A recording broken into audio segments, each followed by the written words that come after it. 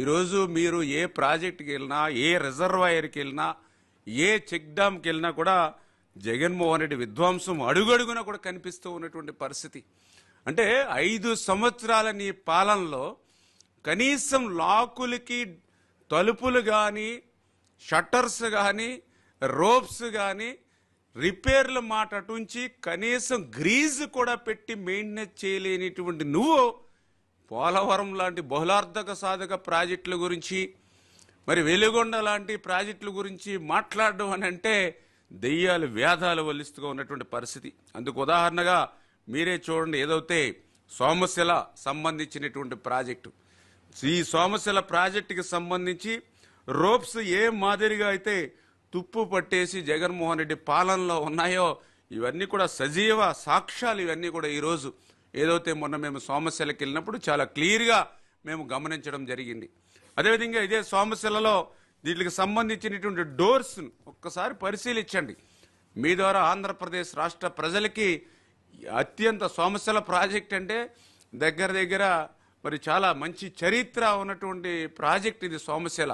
మరి అటువంటి సోమశిల ప్రాజెక్టుని ఏ స్థితికి, ఏ గతికి జగన్మోహన్ రెడ్డి ఆ షట్టర్స్ ద్వారా కానీ, రోప్స్ కానీ ఎటువంటి స్థితికి తీసుకొచ్చాడో అంటే రేపు ఆ యొక్క నీరు నిండుకుంటే ఎప్పుడు ఏ గేటు తెరిస్తే ఏ గేటు కొట్టుకుపోతుందో అనేటువంటి భయం ఈవేళ ఆంధ్రప్రదేశ్ రాష్ట్ర ప్రజలతో పాటు మాకు కూడా వెంటాడుతున్నటువంటి పరిస్థితి.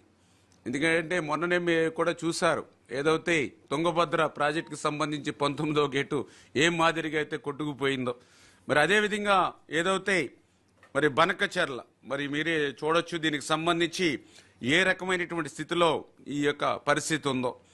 మరి అదేవిధంగా ఏదైతే శ్రీశైలంకి సంబంధించి మరి ఏదైతే ఆ యొక్క వాటర్ని, ఆ రెగ్యులేటర్స్ని మరి ఏదైతే ఆపరేట్ చేస్తామో మరి ఆపరేట్ చేసేటువంటి మరి పరిస్థితి ఎట్లా తుప్పు పట్టేసి ఎట్లా ఉంది, ఇది అసలు ఆపరేషన్ చేయడానికి శ్రీశైలం లాంటి ప్రాజెక్టుకే ఇటువంటి దుస్థితి, ఇటువంటి పరిస్థితి.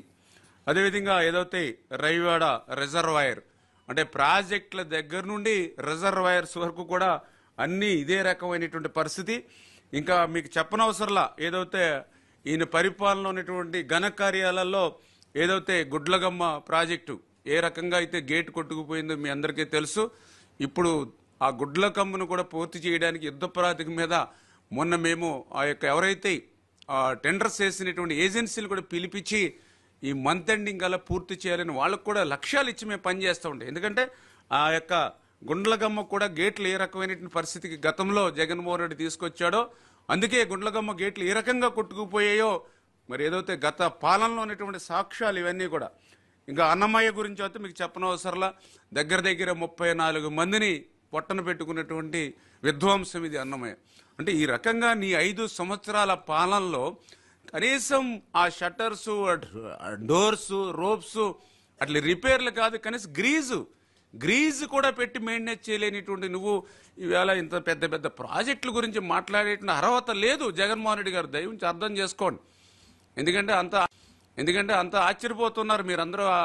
మీ అంబటి రాంబాబు గారు మీరు ఇటువంటి ప్రాజెక్టుల గురించి మాట్లాడుతూ ఉంటాయి అంటే మీ అవినీతి పత్రిక వాళ్ళు ఏదో స్టోరీ రాసుకుని వచ్చి మీ ద్వారా పాపం మీడియాకి చెప్పిస్తూ ఉంటే ఆశ్చర్యపోతున్నారు. ఎందుకంటే కనీసం గ్రీజ్ కూడా పెట్టి మెయింటెనెన్స్ చేయలేనటువంటి అటువంటి ప్రాజెక్టుల గురించి మాట్లాడుతూ ఉంటాయి.